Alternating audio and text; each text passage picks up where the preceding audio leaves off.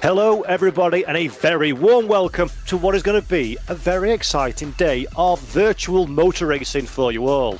Why, I hear you say? Of course, it's because we're here at the ADAC Sim Sports Community Trophy at a virtual Misano for two high-intensity races. My name is Paul Jeffrey and I am delighted to welcome the man with arguably the coolest name in sim racing broadcasting. Of course, it's the one and only Mike Noss. Mike, how are you?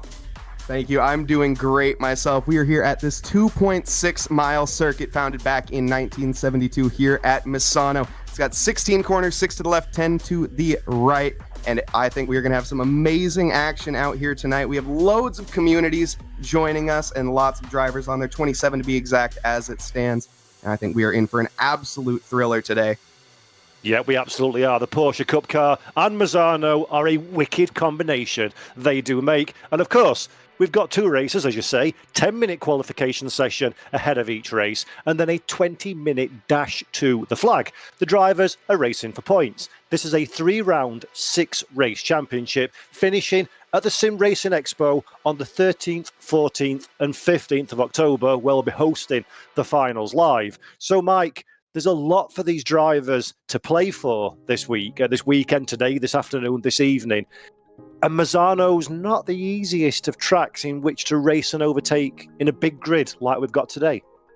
No, most certainly is not, Paul, and it's going to be mostly down to the qualifying. I think these drivers are going to be really pushing the limits here, and track limits are a real challenge here at Misano. Low curbing, not too much on it, lots of chicanes, and it's going to be really tight. Got 30 points on the line for first place tonight, and it is going to be a descending order in points, 29 for second, 28, etc.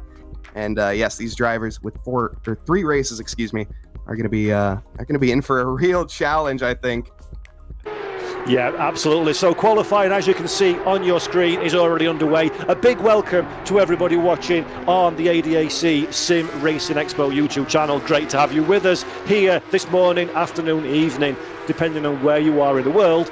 And we can see already, Mike, the man in the pink SOP Esports Racing number 100 car, Peter Brett, is the man currently quickest by almost 0.3 of a second from Maurice Stryker.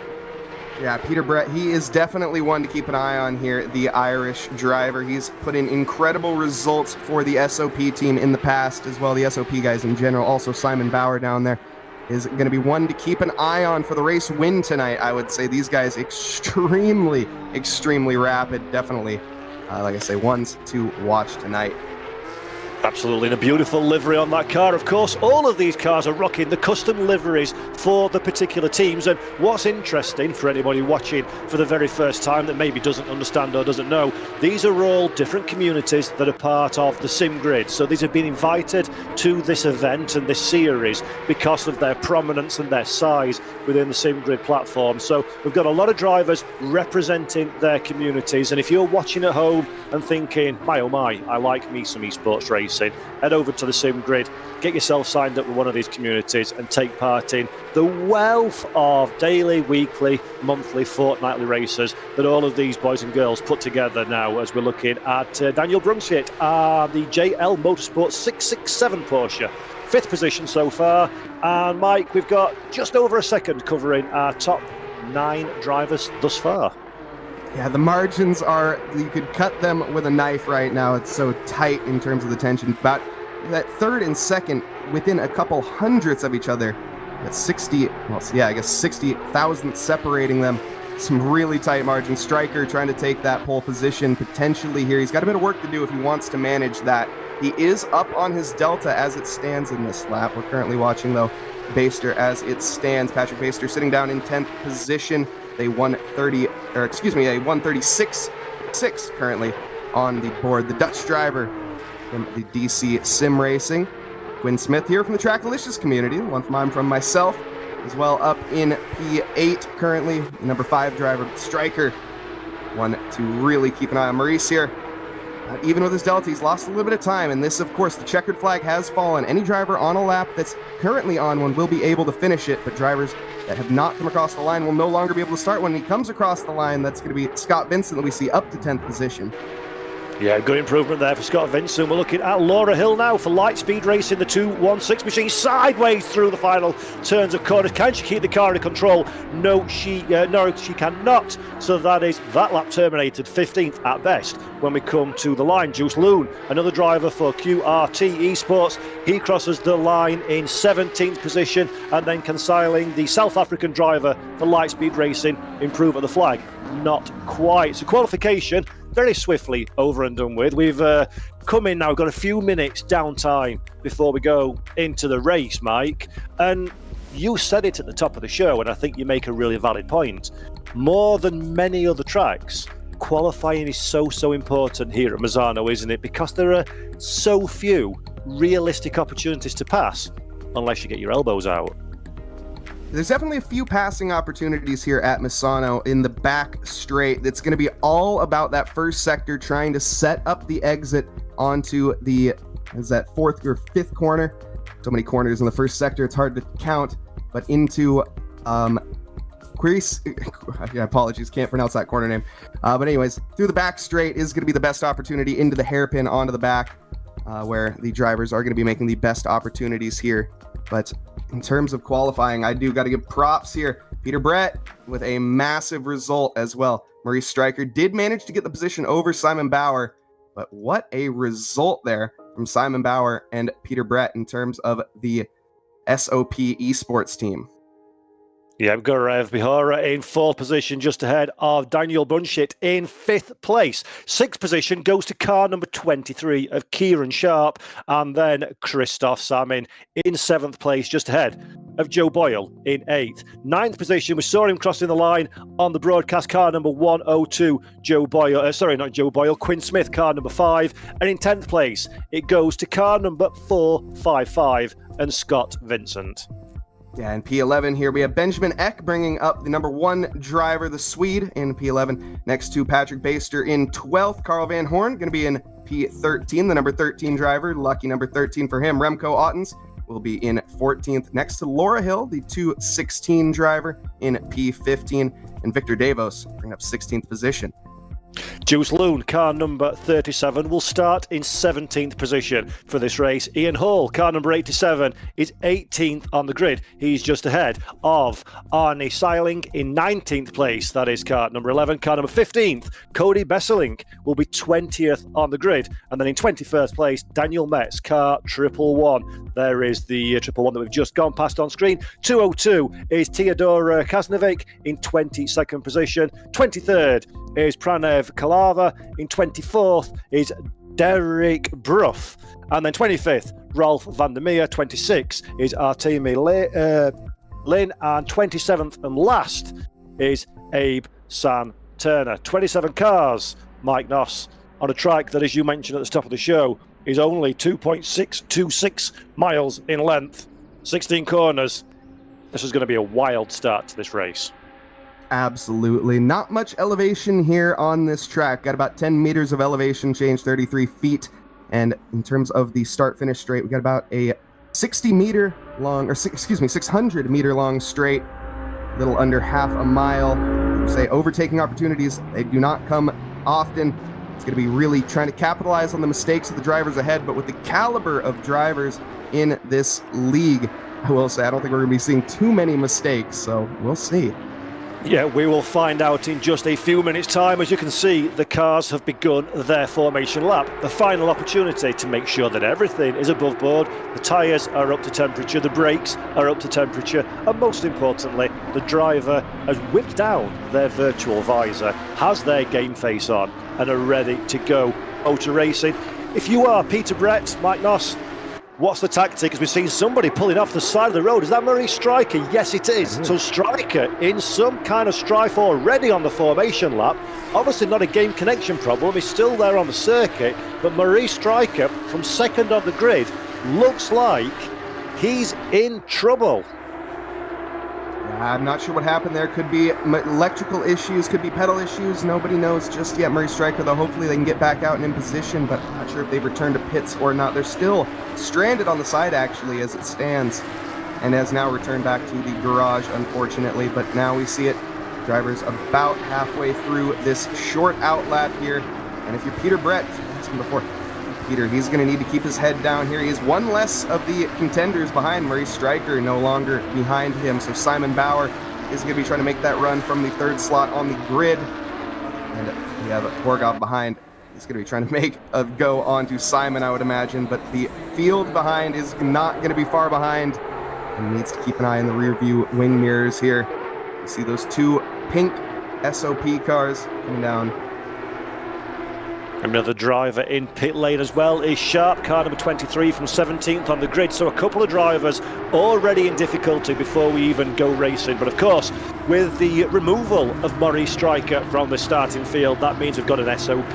Esports Racing 1-2 on the grid as Simon Bauer moves up into the de facto second position. Peter Brett, though, no such dramas at the front of the field. The number 100 car in position number 1 on the race circuit as we're about to go racing for the first time today and the first time in 2 races that we're going to hold. Both of them will be 20 minutes in length. Very much a wham bam, thank you man, quick fire racing. No room for mistakes, no room for leaving anything whatsoever on the table as Brett now comes to the final corner. Field starting to wind its way around. The drivers will be looking to the top of their screen for the starting lights and for the Asetto SimSports Community Trophy opening race of the season. We are going to be green flag in just a few moments time. Here we go, green flag waits. Peter Brett from an uncontested race lead charges down into T1. Simon Bauer to the inside, loses out on the first corner, delicate on the brake, and the other SOP car dives to the inside as well. They avoid contact as 25 cars wiggle their way through these opening section of corners. Yeah, so far so good. Peter Brett looking awfully strong in the race start here. Up still in P1, we have Borgov, who managed to get the position there onto Simon Bauer. Simon is going to be looking to make that up quickly. Daniel is off. This 102 car is off. What has happened there? Joe Boyle, one of the SOP cars, has ended up stranded on the side of the grass. Oh no, that is catastrophe early on for them. We're still green though as it stands. More drama then at the front of the field. Boyle up into third position in the early running, but now, as you say, at the side of the racetrack, we'll find out exactly what's happening with him as we're looking at Carl Van Orn from the Sim Zone team at this moment in time in the middle of the pack. Everybody's jostling for position. This is such an important stage of the race for all of these drivers. You want to stay out of trouble, but you want to take the opportunities that present themselves over the course of these opening few corners, because this is where the cars are the heaviest, the cars are at their coldest in terms of temperatures, and the drivers are most vulnerable to losing out position. Simon Bauer, he's already lost out of position, started third in qualifying but second in the race, but already drops down a position to second, and most importantly, Mike, leaves his teammate Brett vulnerable to attack from Borgov behind. Peter Brett currently with the pace, coming across the line for the first time here at Misano. This is, of course, race 1 of 2 tonight. So those drivers that had a little bit of an incident early on, they're going to be head down looking forward to race 2, I would imagine. But as it stands, Peter Brett and Quinn Smith as well, as we're currently looking on the onboard here. Quinn Smith chasing down Samin in front. Looking like it's pulling away just a little bit coming into the first sector. This is where we're going to be trying to set up the overtake onto the back little straight. Trying to get the best exit possible, taking that alternate line onto the curbing. Laura Hill here, getting the little elbows out there, maybe a little bit of contact made. She tries to find the opportunity. She's going to go side by side. These are all Porsche Cups out there tonight. Laura here, going to be looking to make the moves. My goodness, Paul, this has been one of lap 1 and into the lap 2. Yeah, fantastic stuff. Great work here from Laura Hill. Now she recognised that the move wasn't on in the previous few corners, waited, bided her time, goes side by side with Besselink. No room there, but Besselink runs deep, and Laura Hill takes away the position. Thank you very much. Besselink back on the racetrack, but he's lost a further place to... and that is Beister behind. So good driving from Laura Hill, patient, using racecraft in the 216 light speed racing machine, and she's now, for her troubles, into 11th position. We're looking at Christoph Samin in 6th place in the 112. This is DC Sim Racing that he's representing this race today. Just ahead of us is Eck in the number 1 machine. So a solid start from Christoph so far to be running well inside the top 10 in 6th position. And as well, a really solid start as well from Peter Brett. He's managed to pull about a 1.2 second gap as it stands over Borgov. Borgov is looking in his rearview mirror to his to Peter's teammate, Simon Bauer, in P1, but currently as we're watching, Quinn Smith is still on that hunt. You can see the rear wheel there of Samin and how close that Porsche of Quinn is getting into the rear. Well, right next to the diffuser, basically looking to rub a hole potentially into it. Hopefully not, though. Onto the back straight, though. Looks fairly safe. Quinn Smith a bit too far behind to be making a move as it stands. Maximum pressure is being applied at this moment in time, and that's how you have to do it at this circuit. You've got to pressure the car ahead into making a mistake. If they make a mistake, that opens opportunities for you to move forward. We're looking at the 202 now, running a little bit deep. That opens the door to the car behind, but it has the runoff. And who's this? That is Samin. So we saw Samin under pressure, exactly as I said there, Mike. A mistake has been made. He's facing the wrong way. So is David Brough as well. Derek Brough, sorry, just recovering to the racetrack. Somebody else going sideways too. There must be virtual oil on this track because everybody's throwing it at the scenery. Yeah, the marshals are going to need to be getting the kitty litter out soon because there's definitely something down on track. These drivers may be getting a little bit too happy on the skinny pedal on the right-hand side there, and the cars are turning into pirouettes. Of course, these are rear-engine cars. When the back end goes on these Porsche Cup cars, it's very, very challenging to save it. Or some of these drivers definitely have the talent to do so, but wide through Misano corner. I think there's that Remco Ottens that we just saw getting overtaken by Victor Divos. As a result, loses out on P10. Samin is going to be walking away smiling with that one, no doubt.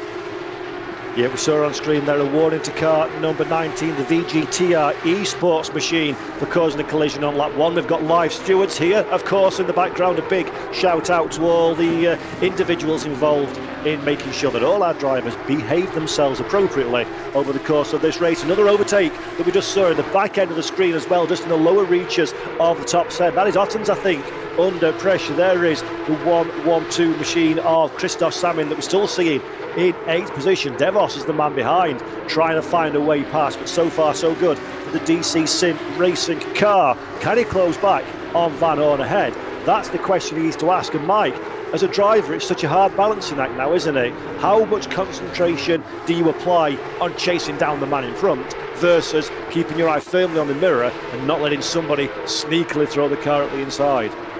I'm always a man who's going to be looking forward rather than looking backwards, regardless of my pace, that's for sure. Trying to do whatever I can to make those overtakes, as we see it as Remco here, side by side, just about there. I'm not sure who's that behind that. Hill behind, as it stands. Laura Hill up 3 positions where they started. Remco Ottens as well up 3. One of the biggest gainers, though, is going to be Artemi Lin behind.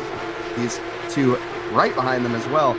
And up 11 positions from where they started. Started P26, not the greatest qualifying result, but a massive, massive gain for the 19 car, who is going to be trying to close in on this pack here that we see right now.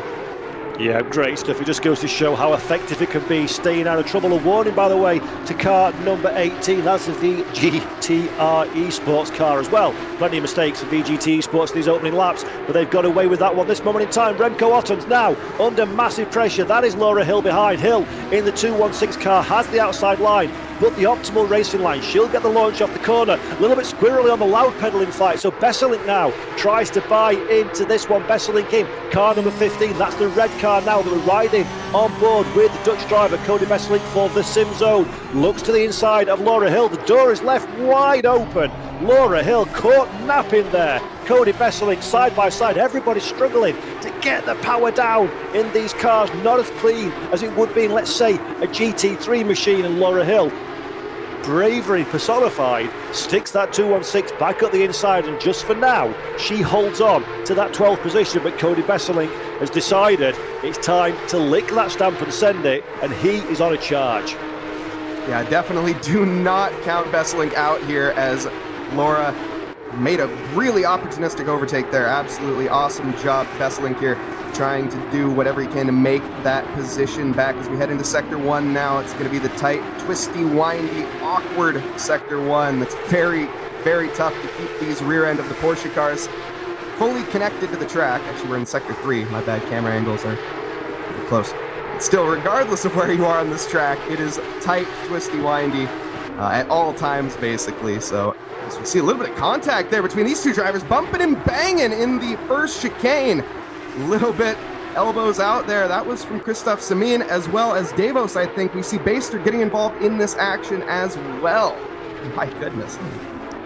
Yes, plenty of drama in the lower reaches of the top 10. Samin, as you say, get the elbows out. That's the way that sometimes it has to play out in these Porsche Cup cars. Such an aggressive car, such a difficult car to drive on a very, very tight circuit. Jules Loon, that we're looking at in 16th position, the Dutch driver, car number 37, under pressure from Boyle. Boyle in the pink machine, gets the deal done, but Loon immediately on the charge, looks to the inside line, doesn't have a Porsche-sized gap in which to insert himself. So Jules Loon stays in 17th position. Boyle moves up one, and Santamaria behind is also trying to keep a watching brief as we're looking now. Sideways action in the 1, 2, 3. And if that camera was a little bit closer, Mike, I reckon that chap's eyes would be absolutely massive after that moment. Yeah, no doubt. Pranav here down in P last as it stands, definitely looking to make it up in race 2. But we're looking back to Simon Bauer. This is a battle for P2 as it stands. He's caught up massively here to Borgov in P2, looking to make a gain into the first chicane. We go. The SOP Motorsports, it's going to be hot on the charge here. He looks to the inside. Just a look, though. Turns quickly to the outside once again for the first chicane heading in Sector 1. Not too many overtaking opportunities here. It's all going to be about the setup. Needs to be very careful, though, as Brunschitz behind is as well, right on his wing mirror. This is going to be some tight action here in the closing phases of this race. We're halfway through the 10 minutes, 9 minutes, 50 seconds left to go, and I do not see this action ending anytime soon. Not at all. It looks like Bogra is the cork in the bottle at this moment in time. Simon Bauer needs to temper that enthusiasm a little bit. He's showing the car to the inside, just trying to scare his rival off of the racing lines. We're seeing now Laura Hill on the charge again. She has been very, very much the case of the driver that is moving forward, has the bit between the teeth, and the Lightspeed racing car takes the position away from Ottens behind. Back to this fight, though. The second, third, fourth and fifth position. Bauer still the man on the attack. Bogra still the man heavily under pressure, and Brunschitz and Eck behind, keeping a very curious gaze on how this one unfolds, because if these two keep squabbling, that's very firmly going to bring the fourth and fifth position car into the conversation. And hello, this is interesting. It's saying Bogra is, oh yes, he is, my mistake, sorry, Bogra second position. We've moved on to the sim zone driver. Massive pressure for car number 14. Only 8 minutes 45 seconds left on the clock, but one snatch break, one running a little bit too deep in corner or too aggressive on those curbs, Mike, and it could very easily be all over indeed for the Sim Zone 14. Absolutely. Last lap, well, this lap he managed to put a little bit quicker lap in than his previous. He was actually lapping about 0.2 slower the previous lap than Simon and Brunschitz behind. As it stands, though, he managed to get the hammer down that lap, but Simon Bauer has not left his rear diffuser whatsoever throughout the entire course of this race, more or less, and is going to be working a hole still in that one. But we're currently down on Christoph Samin, facing down Van Horn. That's his teammate, in fact, in the DC Sim Racing. He's not. Take that back. It's going to be Van Horn in front. Currently, incidents between car 112 and 33 on lap 6. Racing incidents have been noted by the stewards. Of course, live stewarding here, as we mentioned earlier. And Paul, so far these drivers, definitely no love lost between any of them thus far. Yeah, absolutely. Unlike the traditional championship formats that we see in other esports competition, this is racing for the pride of your sim racing community, and someone racing for the pride is the VGTR Esports number 19 car that we see on shot there. In fact, there's a little bit of a squibble going on. That's Besselink in the 15. Besselink gets the car back in a straight line, but that little bit of a moment has cost him a couple of positions, and this just absolutely perfectly highlights just how difficult, how on edge these cars are, Mike. And in the heat of battle, it is so easy to be a little bit too aggressive on the loud pedal, and before you know it, your armfuls of opposite lock and you're just going sideways in a straight line. It really is a test of each and every one of these drivers at this level, isn't it? No, absolutely. As I mentioned before, these cars, of course, rear-engined, which means that the center of gravity is going to be very far back compared to Your average road car is going to have the engine plop straight in the front as we were watching. Daniel Brunschitz is going to get hit. My goodness, contacts and bumping and banging being made there. And Brunschitz end up in the kitty litter on the side. That is absolutely devastating there from him. Hard to tell from that angle exactly what happened, but my goodness, Paul, what is going on here? Yeah, that was great camera shot actually, riding on board. I couldn't help but shout out in drama of what was happening. At first I thought Brunschitz had maybe made a mistake, but potentially Eck got involved in that one as well. I'd love to see that one again from an off-board camera to see exactly where everybody was on the racetrack at that moment in time. But again, Mike, it's one of these, it's only a 20-minute race. You've got to get the elbows out. You've got to charge forward for the points. But when you put that level of pressure on these drivers, it becomes all the more critical to avoid those mistakes. We'll look at Carl Van Horn in the SimZone number 13 car. We're looking for sub. In fact, there's a mistake for the 19. So that was a car well inside the top positions. Remco Ottens as well. Everybody's going off the racetrack. I think those two had a little bit of a coming together there, Paul, unfortunately, in I think that was sector 2 or 3. I couldn't quite tell from the camera, but definitely a bit of bumping and banging had from those two drivers, both of them ending up on the worst end of it. So we're currently watching here Simon Bauer trying to make a move for that podium, well, one more podium paying position, and Benjamin Eck behind trying to make his way onto it as well. 3/10 is the gap, but it stands basically nothing. And Borga is got to give massive credit here to Gaurav Borga as he is defending like an absolute champion here. As we have Peter Brett, who we haven't mentioned too much yet, is walking away with this race lead 11 seconds ahead of RP2 as it stands, but this battle is by far the one to keep an eye on as it stands, Paul. This is incredible action. Yeah, really great stuff from all four of these drivers. And as you said, Borga in the front of this queue, defending with every bit of his skill, tenacity and experience. But there does seem to be an air of inevitability about Simon Bauer and the car 101. That car looks to be very much on its tippy toes. The pink machine, the SOP esports racing driver, seems to be the quickest of the four cars in our shot at this moment in time. But as Murray Walker once famously said, catching is one thing, passing is quite another indeed. And Simon Bauer will have to be incredibly committed and intelligent about any move he wishes to take, as we see an incident between cars 18 and 57 on lap 9. A warning for 57, and that is the Sim Racing collective car currently piloted by Murray Stryker. As well up in the front, currently watching Christoph Samin side by side here. That's Van Horn. Van Horn coming off on top as it stands. But while all that squabbling has happened up between P2 and P3 and P4 now, Quinn Smith has joined the party. He's going to be looking to potentially make his name known here in the podium paying positions. In number 5, currently sitting in P5, and right on the bumper there of Benjamin Eck. Yeah, this is the danger, isn't it, when you're fighting with each other, you hold each other up and then other people start to buy themselves into the fight. If I know anything about Quinn Smith as well, he's a very patient and opportunistic driver. He's not going to go for anything too rash or bold. He's going to wait and claim like a striker. Currently Stryker, unfortunately, out of the contention down in P24, Murray Stryker. He was in P2 at one point, but had that outlap incident, unfortunately.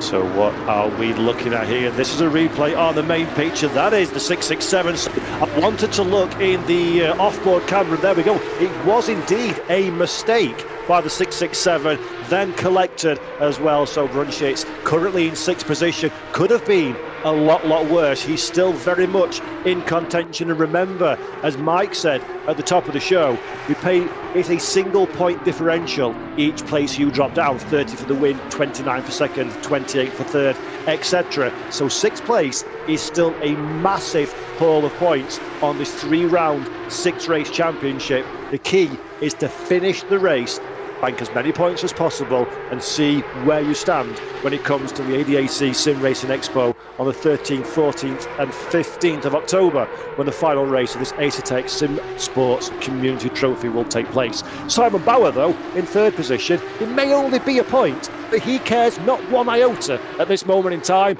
He needs and wants that position, as we've seen the VGTR esports car off the road once again. Arteme in 18th position at this moment in time. But Benjamin Eck car number 1 has decided, you boys look like you're having a little bit of fun in that fight for second. I think it's time now for me to light the touch paper in the FRL racing team and get very firmly into this conversation as well, because Mike, 1 minute 30 seconds left on the clock, and this could go absolutely any way whatsoever. As I like to say, anything can happen in racing, and it normally does. Benjamin Eck here got really close to Simon Bauer's bumper. A little bit too close, in fact. He didn't quite make contact, but he did have to back out mid-corner. That caused him to lose a few crucial tenths there, and is coming under massive threat now from Quinn Smith. As you said, 1 minute to go. We also have a 15-second penalty being handed the way of the number 19 car.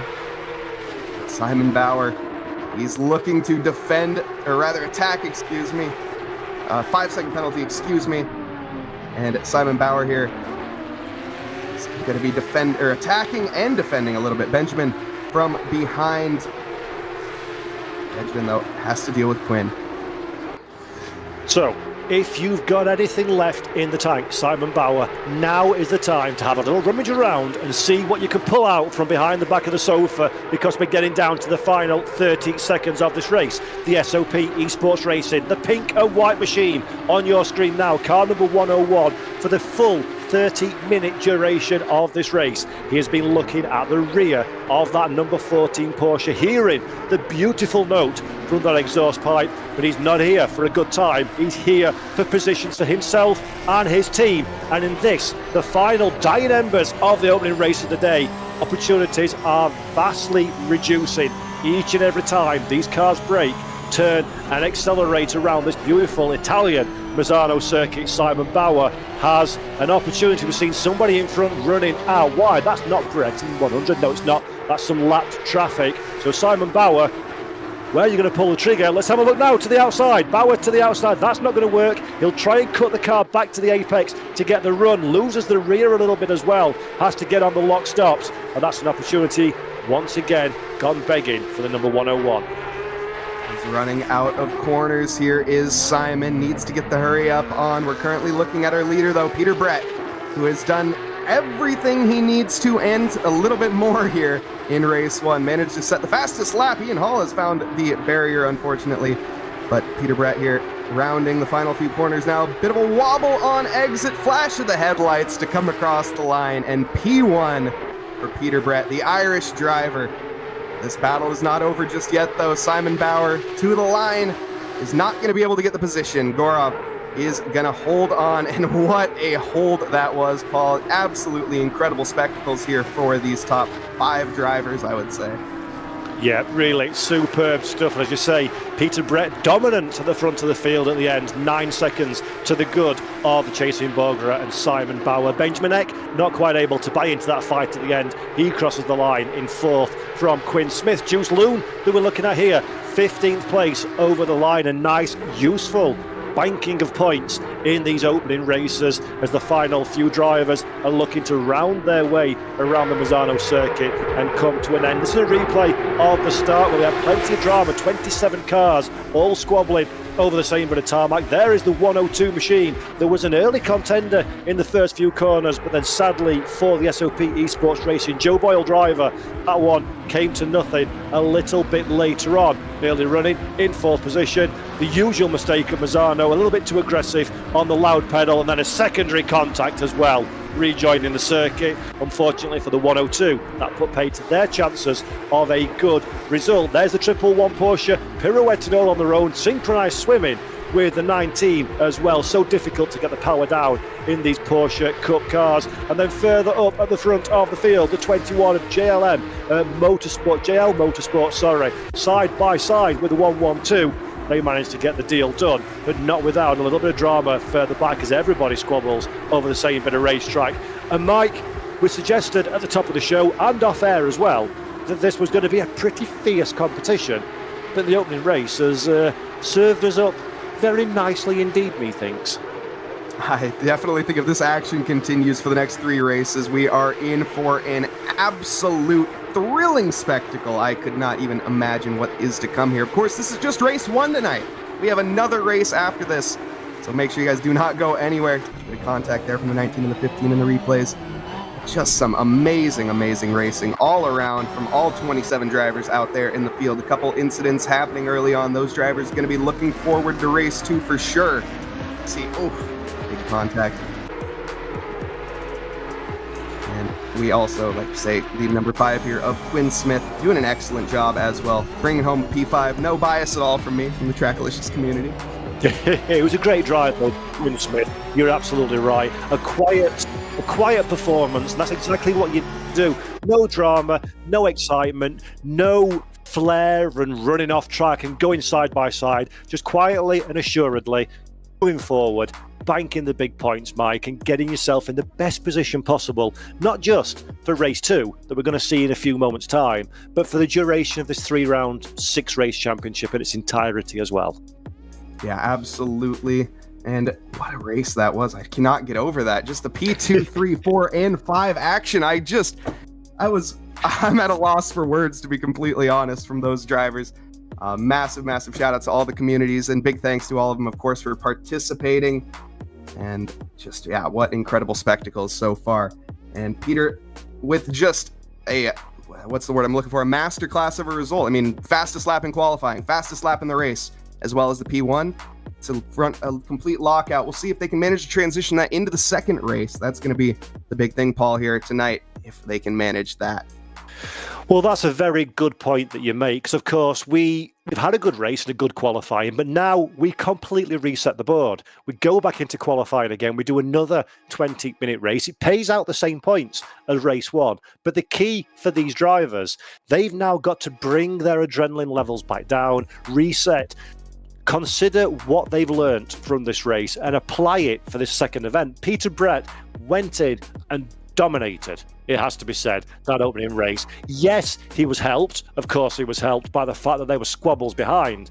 But that's not going to have been missed by this field. And anybody that came into this competition with aspirations of being a champion, Mike, they're going to see that performance from Peter and think, maybe I need to dig a little bit deeper here. And this is where we see the makings of true champions. It's the mental game now for these drivers as well, isn't it? Absolutely. As just the sheer amount of practice as well put in, it takes true, as you said, mental dedication to put the laps in, put the hours and the thousands and thousands of hours that these drivers have managed to lap around these tracks. Countless hundreds of laps, and the practice as well, just paying off for them. And we see it here tonight, Peter really putting in the work. The other drivers just not quite there in race 1. Like I said, we'll see in race 2. Anything can happen in racing, and it normally does. I'm a firm believer of that, so we will definitely see moving forward. But a full points haul there for Peter in race 1. Yeah, fabulous performance. And before we head into qualifying, it's my time to address you all, the people of the audience watching us on the ADAC SimRacing Expo YouTube channel. First and foremost, as always, a massive thanks for being with us and staying with us. Don't go anywhere, because race 2 is right around the corner. But I also want to implore you to take a look at the World of SimGrid if you've not done already. These teams, these 27 drivers, these 10 teams that are taking part are communities within the SimGrid platform. What that means is they're run by individuals. They host races and championships and events in their own community, and you're welcome to head along, take a look at what's in your time zone, what's hosting the kind of content you fancy, get yourself signed up and go racing with them. That's down on SimGrid. I highly implore that you do that one. And also a big shout out to Assetto and to Asher Racing, the sponsor of this series in which we're racing in now, which is the Assetto Sim Sports Community Trophy. Without them, this kind of thing would not be possible. So big thank you to everybody. And that's enough of that one. Now I've done my little bit.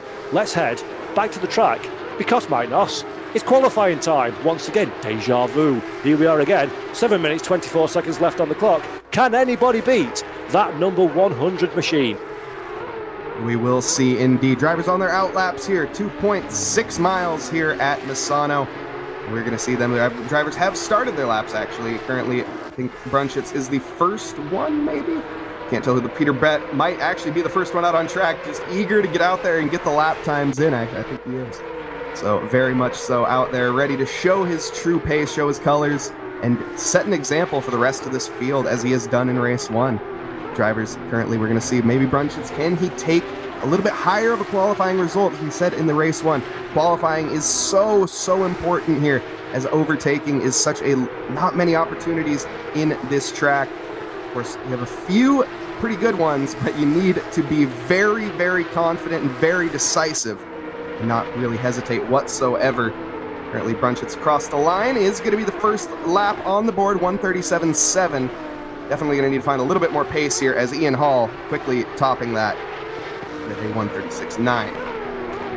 Yep, so the Misano World Circuit, Marco Simoncelli is a track that rewards a driver who can be aggressive over those curves. You want to minimise the angle of attack for the car on this circuit. You want to be as aggressive as you dare within the confines of track limits, within the confines of the grip that the Porsche 911 GT3 992 Cup car will give you out on the racetrack. And if you can marry all those elements together, you will more likely than not be able to extract a good lap time out of the car. Baster currently is the man fastest. In fact, no, he's not actually. That was 5th position. The quickest driver on the grid is Bauer, Simon Bauer, at this moment in time. 136.270 is the lap time that this field is looking to target. But of course, Peter Brett hasn't set a representative lap yet. Here is Peter Brett, perfectly on cue, thank you very much. Mike Yao up in the director's box. The SOP Esports Racing pole position sitter and race winner from race 1. Can he do anything in this second session? 4:04 p.m. in-game time. The Misano circuit looks like it's giving up plenty of grip. Can Peter Brett use that to good advantage through the final corner? Nice and aggressive on entry and exit curve. Run for the shortest run to the line. Car number 100 goes quickest with a 35.680. Fantastic lap time there. 8/100ths of a second ahead of the car of Daniel Brunschitz behind. Yeah, such tight margins. Of course, anybody wondering, the human eye, it blinks in 0.2 of a second. These two separated by 82 thousandths of a second. The margins here almost could not be tighter. Over the course of 2.6 miles, managing to lap almost identically in the same exact car as well, of course. And what a lap Peter Brett had. And plenty more laps to go here. 4 minutes, 19 seconds left in the session. Track temp is going to be up at 36 degrees. Quite a warm track temp, of course, that's Celsius. Ambient temp will be around 23. So definitely the tires going to be cooking here in these Porsches. Going to be wanting to set those laps in on your first or second lap, really, is where you're going to be looking to get the optimal times, unless you return to the pits to make a little bit of a tire change. These drivers that we are currently watching, Arnie here, and sitting down in P27 without a lap on the board. Getting up now through the middle sector into the middle corners now, looking very tidy on entry. Hard to tell, maybe a bit wide, bit of a correction on the wheel, runs a bit wide, leaving a few tenths there on the table is sealing. So far so good for the number 11, but just look how hard he's working behind the wheel. That just goes to show, despite the good temperatures, the rubbered in racing surface, you can see some marbles just off the racing line there, but it suggests there's plenty of grip out on the Misano circuit. But just behind the wheel of these cars, it is such a violent experience. You've got to be so aggressive on the wheel, willing to catch it when it's trying to step out. It'll understeer, that'll snap into oversteer. You've got to be careful on the accelerator, put in the 500 plus horsepower down to the rear wheels. It is a car that very much tries to catch you out. Can Sealing, though, extract any lap time now as he runs through the final corner? Just behind, we see somebody losing the rear of their machine, and Sealing does set a lap. 18th position, Benjamin Eck, currently in 9th place, car number 1. Beautiful livery on that FLR Racing Team machine. He runs to the line. Will he improve from 9th position when he breaks the timing beam? Yes, he does. Moves up into 5th place, 0.4 of a second away from our current pace setter, Peter Brett, at the front of the field. Simon Bauer, the 101, 2nd place, 0.2 in arrears now. Brunschitz in 3rd, 0.3 and a bit away from pole, and Maurice Stryker, car number 57, a few thousandths behind as well. As I'm saying that one, Stryker moves up in a 2nd place with a 1 minute 35.575. So good move by Maurice Stryker with 2 minutes left on the clock. Yeah, I'm really excited to see what sort of pace we're going to see from Maurice Stryker in terms of race pace. Unfortunately, having that lap zero incident last lap out on the outlap. A little bit of a technical issue, some sort of mechanical, no one knows. But anyways, Maurice out there and setting rapid lap times, 1.4 tenths off the pace as it stands. Peter Brett, though, is improving. And Smith to the line here. We're going to see him. Never mind. And Smith, though, currently in 6th position as it stands. Kieran Sharp, 8th fastest, 8 tenths off the pole. Going to be rounding the final few corners now. Is up on their Delta, 1/10 as it stands, coming to the line. Is it going to be enough for a position? Is going to go faster, but stays P8 for now. These P-Cups are so tricky to drive. I got to give credit once again to these drivers, Peter Brett in particular. No traction control on these cars. They do have ABS, but giving it a foot full of throttle, it's so easy to end up facing the incorrect direction. These drivers have been doing such a great job of it so far here in this qualifying session. Yeah, could not agree more there, Mike. Fantastic performance so far from the entirety of the field. And of course, we're racing in Assetto Corsa Competizione, which is traditionally a GT3 simulation. So these kind of cars, these cup cars that we see in the sim, including Porsche that we're watching today, it is a rarely used by comparison machine for a lot of these drivers. So the muscle memory that you rely on from your GT3 career and experience just does not apply to these cars. So it requires so much more of the mental faculties of these drivers in order to extract the lap time that they need to. As we're looking at Victor Devos now for QRT Esports car number 33. He's in 12th position, but a whole world of pain in front of him as he reaches traffic on this track 111. Gets out of the way, but Devos, I feel, maybe lost a little bit too much time getting bottled up behind that Porsche as we come to the hairpin.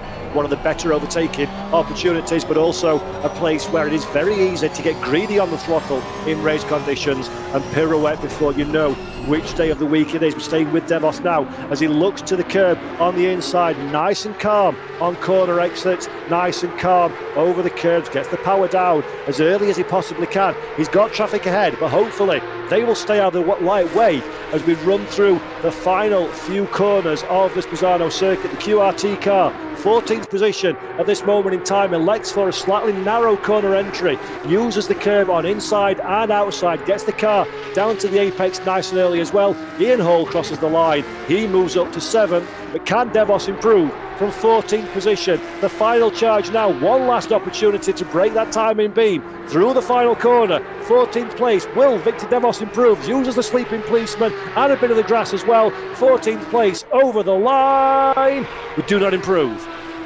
Actually invalidated there on the final corner. Went a little bit too wide, ends up putting both wheels over the white line there and having his lap be deleted. It's the end there of qualifying 2.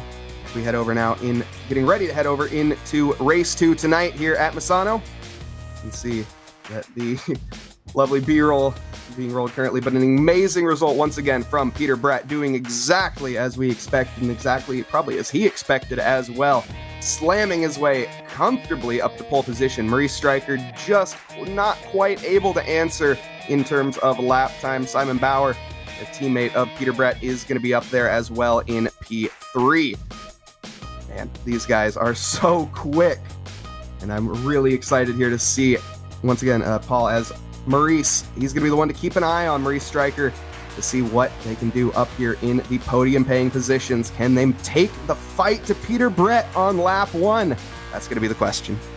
They'll certainly be hoping so, but what will be soul-destroying for the entirety of this field is Peter Brett went almost 0.2 of a second quicker than he managed in the opening qualifying session. So everybody will have hoped to have done the qualifying in race 1, learned a little bit, applied that into their preparation for race 2. But Peter Brett, just as champion-elects often tend to do, has also learnt everything he needs to learn and has applied that to devastating effect. 0.4 of a second ahead of the 57 of Maurice Stryker in qualifying. It's going to be very difficult to look past that car number 100 on the left-hand side of your screen for yet another race victory. So Peter Brett is the man on pole position, number 57, Maurice Stryker. He'll be hoping to make it round the formation lap this time to have himself a better race than we saw earlier today. Simon Bauer, third position once again for the 101. Bauer had a frustrating race earlier on. He'll be hoping for more forward progression this time around. Car number 667 lines up fourth on the grid. That's driven by Daniel Bunchitz in the fourth place. Fifth position, Benjamin Eck, car number 1, fifth on the grid. Good opportunity to move forward. And Quinn Smith for Trackalicious, fifth place, fifth car number 5, sixth position in qualification. Yeah, Ian Hall here going to be taking 7th position in the number 87 Porsche Cup next to Joe Boyle, the 102, going to be looking to make a much better result than last race. Kieran Sharp is going to be in 9th position at the number 23. Of course, they're all P-Cups. Christopher Samin is going to be in 10th next to Gaurav Borgra, who is much further down the grid this time than last. In P11 as it stands, the number 14 driver going to be looking to make a decent recovery drive. And then in 12th is going to be Scott Vincent, the 455 car. Laura Hill certainly knows how to race. She was one of the stars of the opening round. The 216 is 13th on the grid, just ahead of Victor Devos in car number 33. Car number 113, that is Patrick Baster. He lines up in 15th place, just ahead of Carl Van Horn in 16th position on the grid. Remco Ottens is 17th in car number 21, and Juice Liu is 18th in the number 37 machine. Yeah, 19th is going to belong to the number 15 of Cody Besselink. 20th, rounding out our top 20, is going to be Teodora Kosanovic, and in 21st, Arnie Sealing. Next to them is going to be Daniel Metz in 22nd position. Derek Brough in P23. Ralph Vandermeer, 24th, the number 18 car. Next to Artemi Lin in 25th, the number 19 driver. Mess that up. Abe Santema in P26, and last but not least is going to be the number 1, 2, 3 driver of Pranav Kalavala in P27. So once again, everybody at home, don't go anywhere, because this is going to be a rip-roaring and exciting race, I am absolutely sure. The final race of the day here in the ADAC SimSports Community Trophy Round 1. The second race of the day. We've got another couple of rounds and another 4 races after this one still to go, but we'll come back to that one a little bit later on. Race 1 was the story of Peter Brett and his domination, but they were hard racing all the way through the field. We've got a full race worth of experience. Mike, this next 20 minutes, I think, is going to be a little bit crazy. I think so as well, as we are now going to have Peter Brett lined up next to somebody on the grid. Of course, we line up at the start of these races 2x2 Noah's Ark formation to begin this race. But Peter up at the front had nobody to join him time around. Maurice, though, is going to be right next to him and ready to make that move into the first corner. Of course, going to be starting on the dirty side of the track where the marbles are, but that is not going to deter the number 57 Porsche Cup car, I don't think, whatsoever. As we are getting ready here, coming through the middle sector, heading towards Sector 3 now. Our 2.6 mile outlap coming to a close. This, of course, being the calm before the storm. And I do expect it to be quite the storm coming up as well, Paul, as you were mentioning. Yeah, absolutely. This is the last opportunity for today, at least, for these drivers to make a name for themselves, score some points on the board. 30, of course, for the race victory, 29 for second, and so on and so forth. A little bit of confusion amongst the field there on this formation lap as well. Maurice Stryker still in second position behind the pink and white car of Peter Brett, ahead Bauer in third place. He'll be hoping to convert this into a much stronger race and make a name for himself as well, of course, in the same team as our pole position winner and race 1 winner at the front of the field. But here we go now, 2x2 they come to the final corner. The ADAC SimSports Community Trophy race number 2 will be go in a few moments time. Can Maurice Stryker do anything about Peter Brett at the front of the field? We're going to find out now. We go green flag for 20 minutes of racing as 27 cars charge down into the opening corner. Peter Brett has the inside line. Stryker runs it around the outside, covers from Simon Bauer behind. A little bit of drama further back down the order as well. A couple of cars facing the wrong direction, second to contact for good measure, but Brett gets the start he needs. Stryker has a much better start to this race than last time around, and there is Quinn Smith in car number 5, the Trackalicious machine. Smith qualified in 6th position. He's in and around those places as he looks to make his own charge through the field.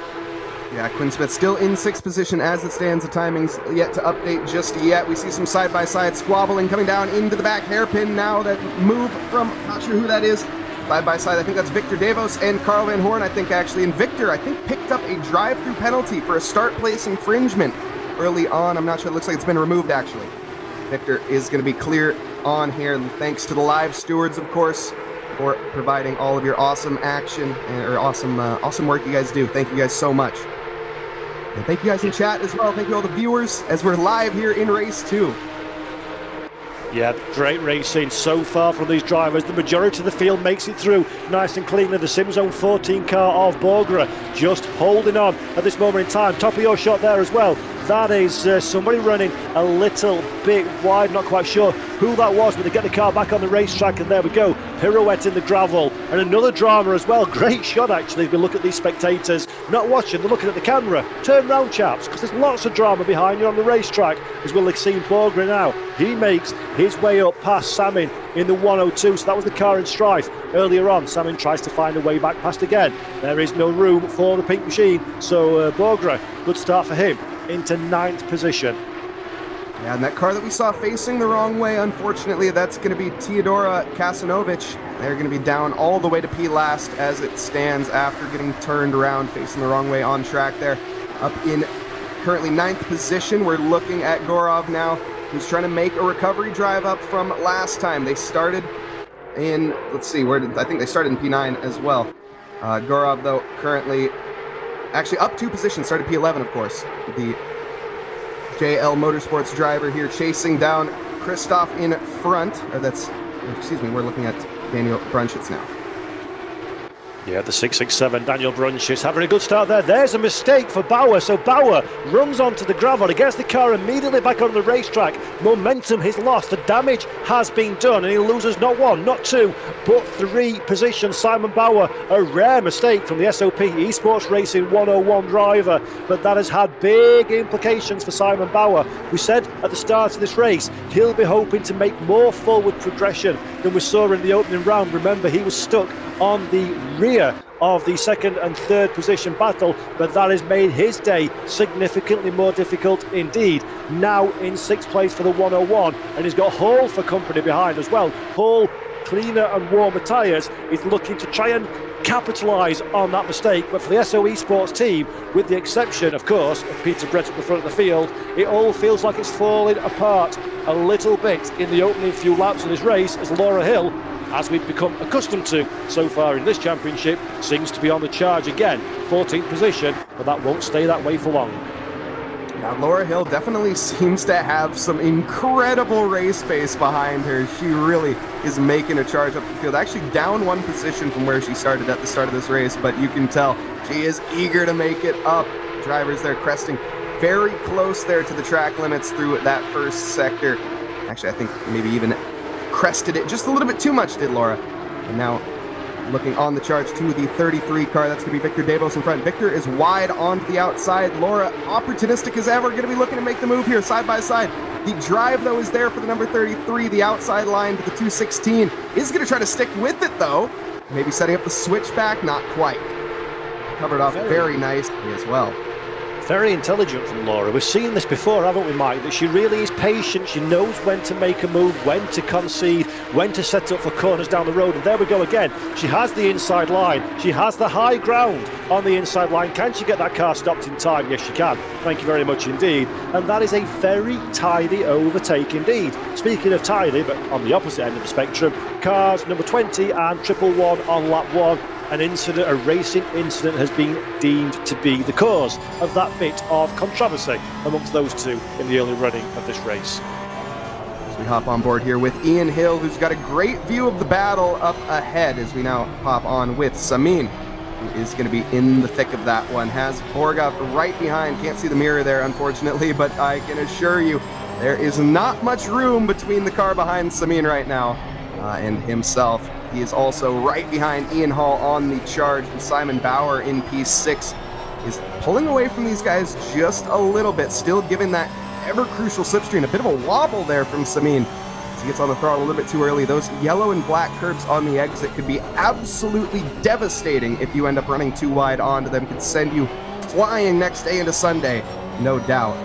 Currently, though, the driver's navigating them quite well. Christoph just with a slight error onto the back straight.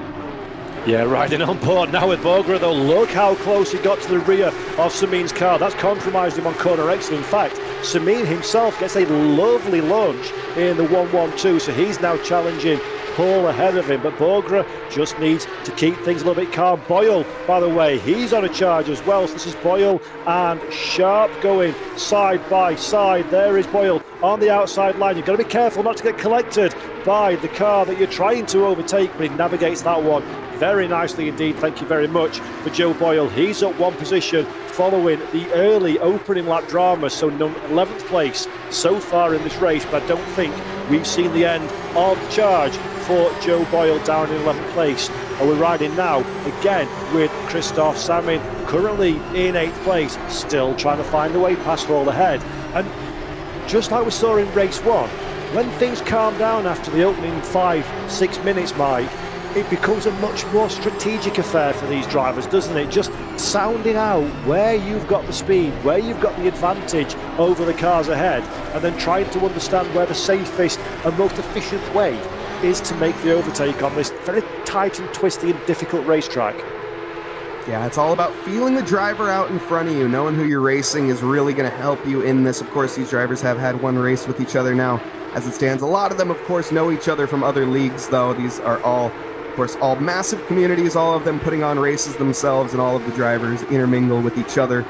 And as it stands, though, yeah, the racing tonight has just been something else, I will say. We do have a little bit of a lull as it stands, but I don't think that's going to be out for much longer as the battle. 1 second separating everybody, basically. In fact, oh my goodness, the number 15 car, Cody Besselink, is facing the barrier, unfortunately, there. The number P16 dropped down quite far as a result. The backup to Samin, the Belgian driver, with their battle and scrap that's been going on so far, and I think is going to continue for a long while. But I've got to give credit here. Maurice Stryker is keeping Peter Brett honest. They're 1.4 seconds. The gap is very tight up at the top of the field here. So Peter has a little bit of competition this time around. I wonder if he's going to be feeling that. Yeah, it's great to see that Maurice Stryker seems to have the number of Peter Brett at this moment in time. Last time around, 35.652 for Brett, a 35.710 for Maurice Stryker. So they're similar in lap time, and they're certainly within the same postcode of each other at this moment in time. All that Maurice Stryker can do, keep applying the pressure, hope he can find an opportunity to close up and eventually pass the 100 at the front of the field. Laura Hill, though, has no such strategic requirements. All she needs to do is see car pass, which the Lightspeed Racing driver is doing very effectively so far over the course of the race. This evening, the 216 Porsche that we see there. Let's go back a second, though, to Quinn Smith. He went to investigate some of the rumble strips on the outside of the circuit. Smith, though, car 5, position 5 at this moment in time. And Benjamin Eck decides, no, it's okay, you went wide, looked like you enjoyed it, I'm going to do it, but with bells on. Goes very wide indeed, and that is a free overtake for Quinn Smith and the Trackalicious car up into 4th. Some very generous racing from these two drivers, giving each other, well, enough space to fit about a semi-truck between them.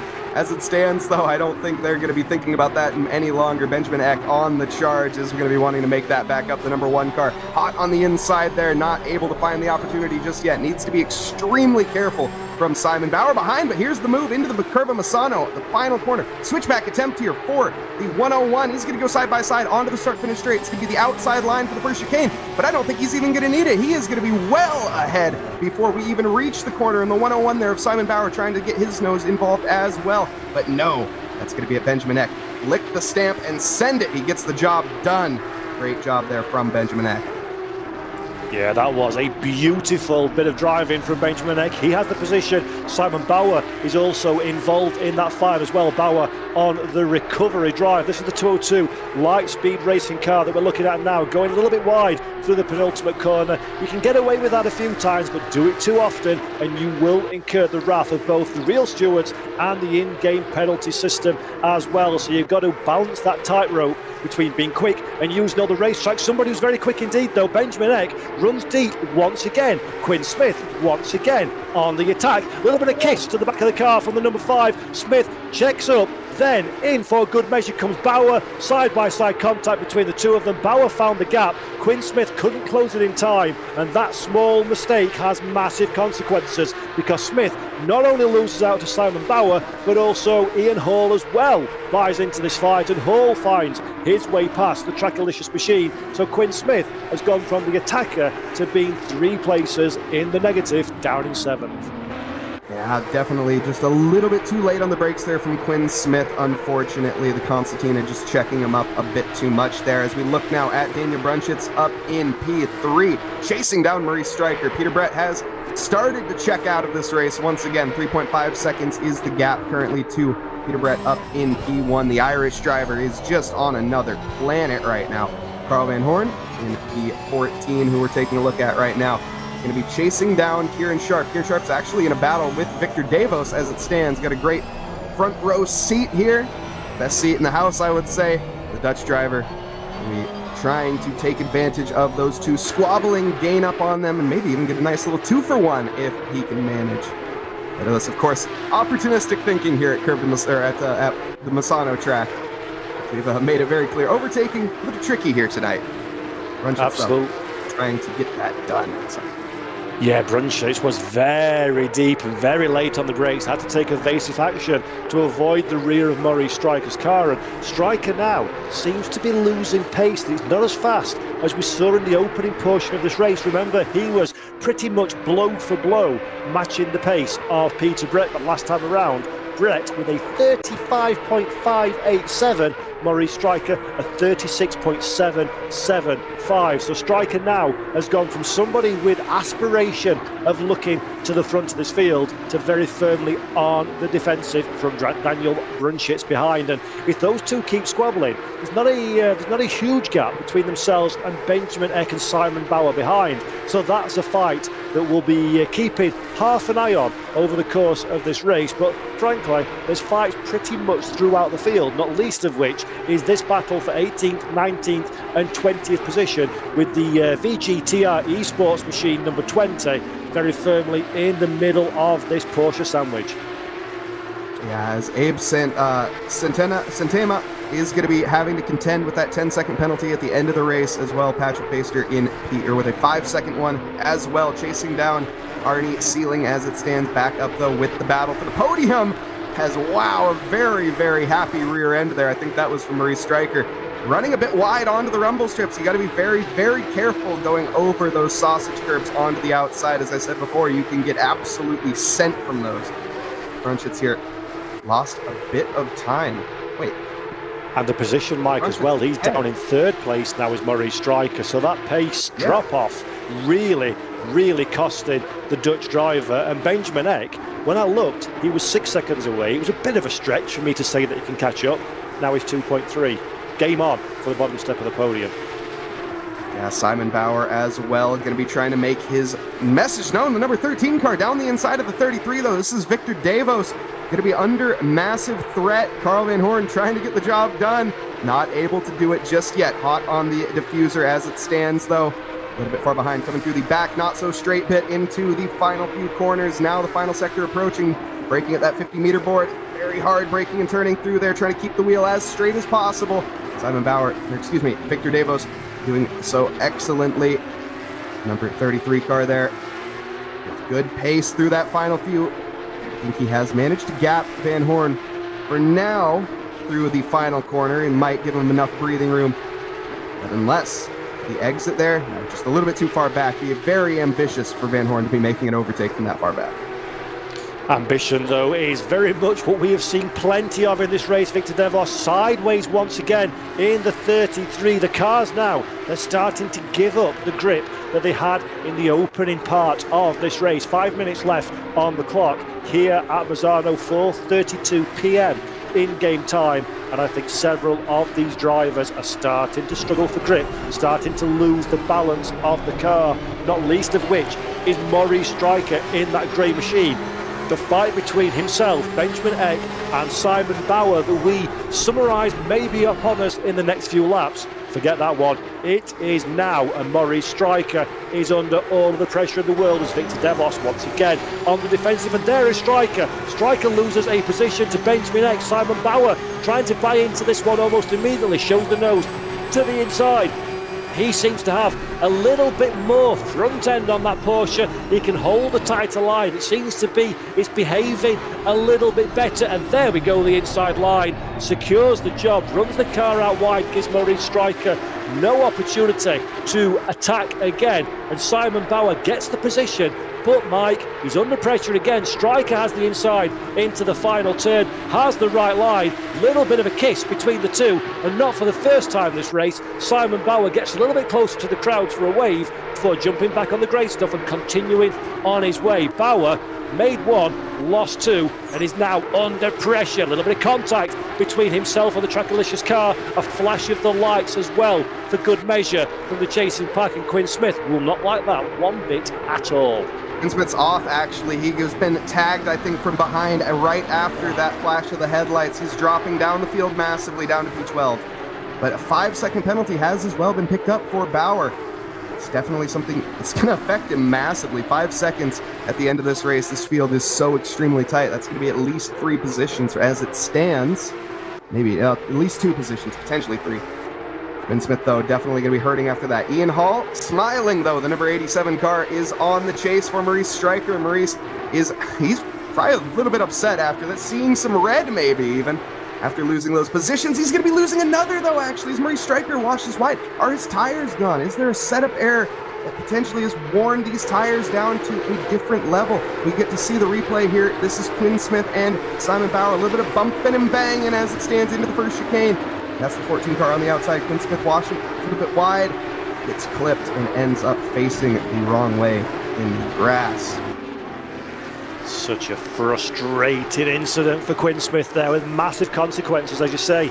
Down into 12th position is the number 5 machine, Ian Hall, that we're looking at now, trying to build a gap from that's not Maurice Stryker according to the timing strings, that is actually Simon Bauer behind. So Stryker hemorrhaging lap time at this moment in time. The Dutch driver just does not have anything left to give in the dying embers of this race. Laura Hill, though, once again, whatever she's done to that car, it comes alive in the racing sessions. The Lightspeed Racing 216 machine still very much in a forward motion. She's 10th at the moment. Vincent is her next victim, just ahead. Sharp carrying a little bit of damage in the grey machine, a lot of damage in fact, in the grey machine behind, having a little bob and a weave behind the back of the 216, trying to find an opportunity for himself.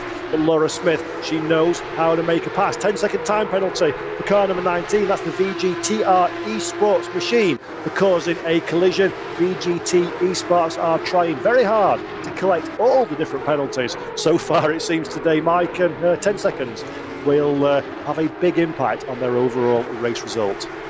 Almost certainly. And one thing I got to say about Laura Hill, I know we didn't quite see it there, but whenever we pop the driver cam on Quinn Smith, oh no, facing the wrong way again. Oh, massive. It's just terrible spectacles here from Quinn Smith at the very end of this race. It's very unfortunate. But back to Laura Hill. Just every time we pop onto her driver cam, she's cool as a cucumber. And she is making overtakes left and right. Currently trying to line one up on Scott Vincent. Oh my goodness. She actually makes an error. She is human. Kieran Sharp is going to end up by, but you can see the driver cam again, cool as a cucumber, no reaction whatsoever, minus the, milking a cow like a steering wheel. All right, Laura, continuing on. And that, Mike, is what you call a commentator's curse.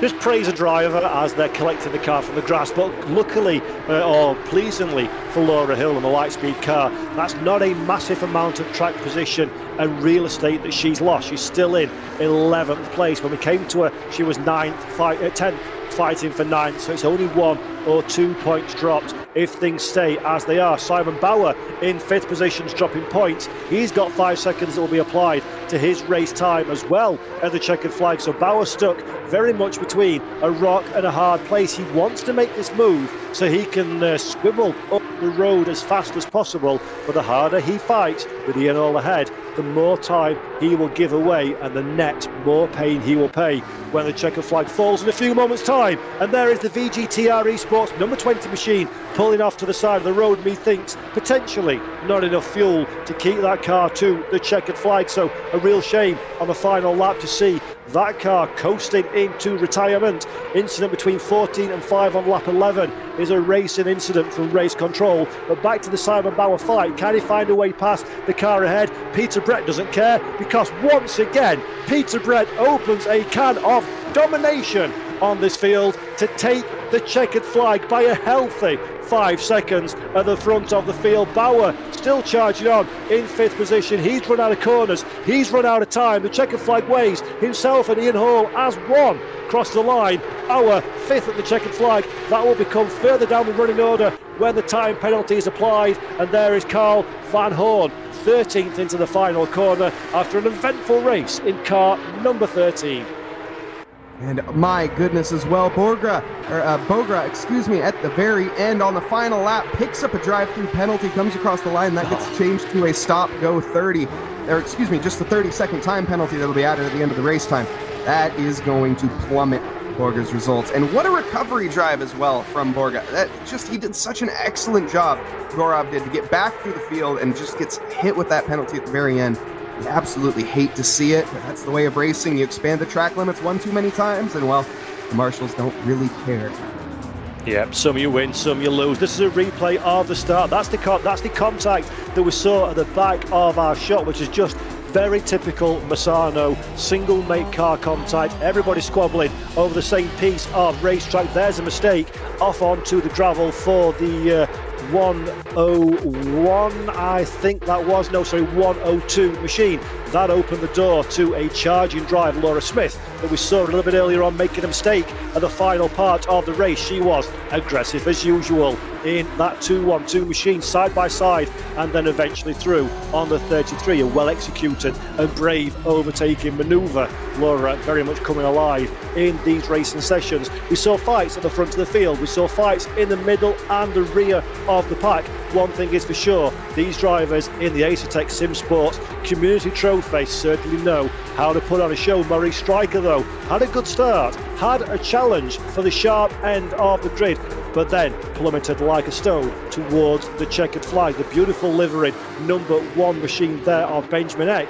A small mistake, a big consequence. Not one, but potentially 2 places lost, courtesy of running a little bit deep into the corner. He would recover that one, though, a little bit later on. He is a charge on the number 5 Trackalicious car through the final corner, sets him up for the run down into the first chicane, just like you do at Misano. Don't pass in one corner, set it up, get the deal done before we even hit the breaking point. Good manoeuvre by Benjamin Eck, but he came immediately back under pressure from Quinn Smith. Smith not willing to give up that place, looks to the outside, then a kiss to the rear of the car. That compromised his corner entry, and that allowed another overtaking opportunity. Quinn Smith's race would unravel as the event progressed. 101 that we're looking at here on the charge finds a way past. That is the car of Murray Striker. A good overtaking manoeuvre as Striker rapidly started to drop down the running order with grip and balance and tyre life in that former second position car starting to fade away from the Dutchman. A little kiss through the final corner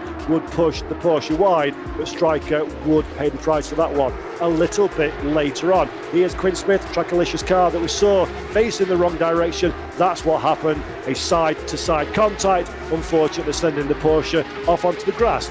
Not the final excursion from that car we would see as the race progresses. And then here again we see another good squabble, 4 cars involved, a very late dive to the inside. Smith, once again the man that pays the price, and he runs himself off of the running order. And Mike, take it away, my friend. These are the championship provisional standings after the first round, first 2 races.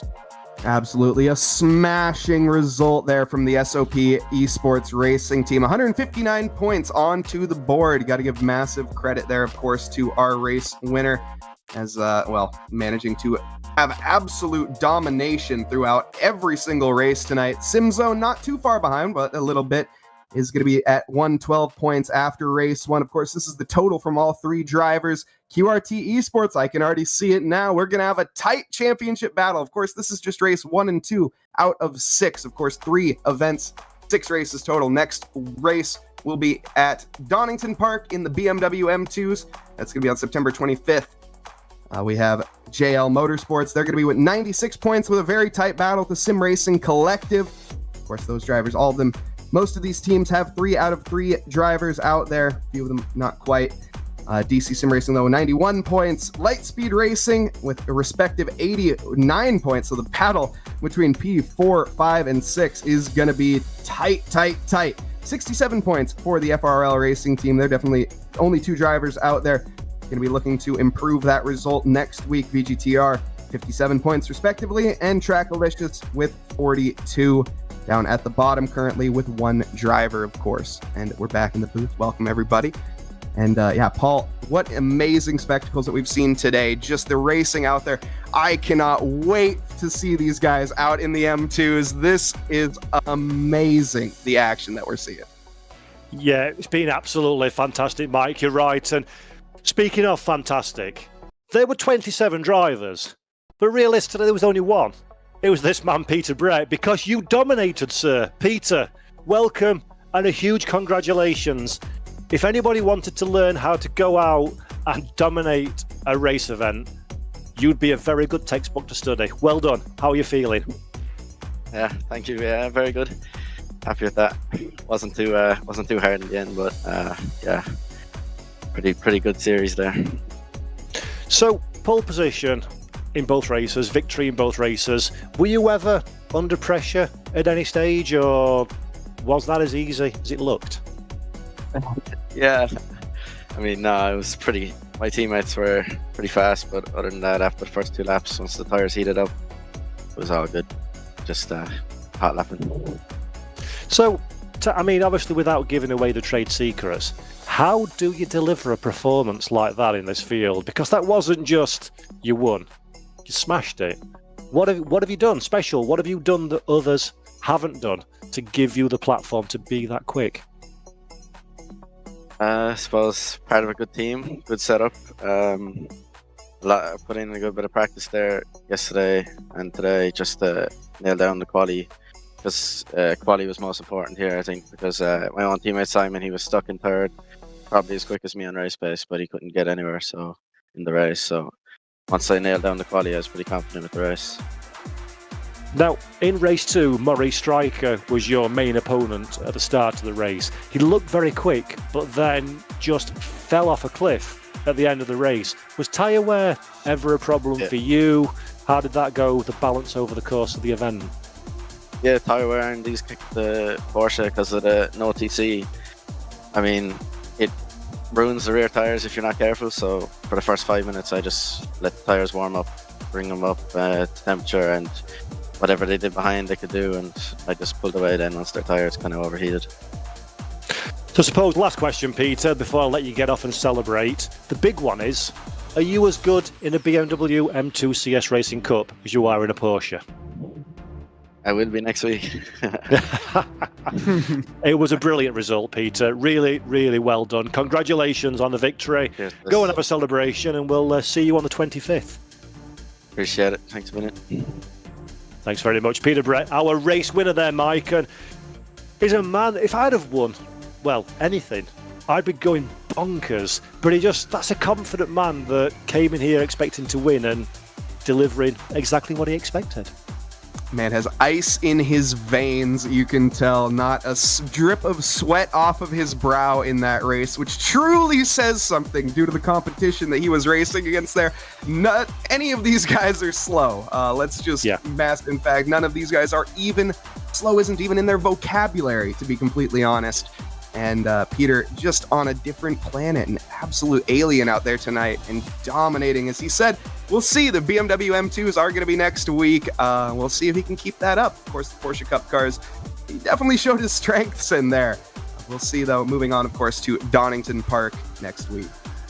Donington Park, which is my local racetrack, which is also very good. But if you enjoyed this, folks at home, don't forget that we're back in action tomorrow for the ADAC Professional Trophy. So put a note in your diary or on your phone or on your apps or whatever it is that you use to come back again here to the ADAC Sim Racing Expo YouTube or Twitch channel for what will be another couple of great races, I'm absolutely sure. And Mike, we're going to be back in action again for the Assetto Sim Sports Community Trophy, as you say, on the 25th. And I love the fact that we're switching the cars up. So yes, it's hard to look past Peter Brett in a Porsche, but put him in a BMW, and that could be an entirely different thing altogether, couldn't it? And that's a true test of how good or not a driver can be.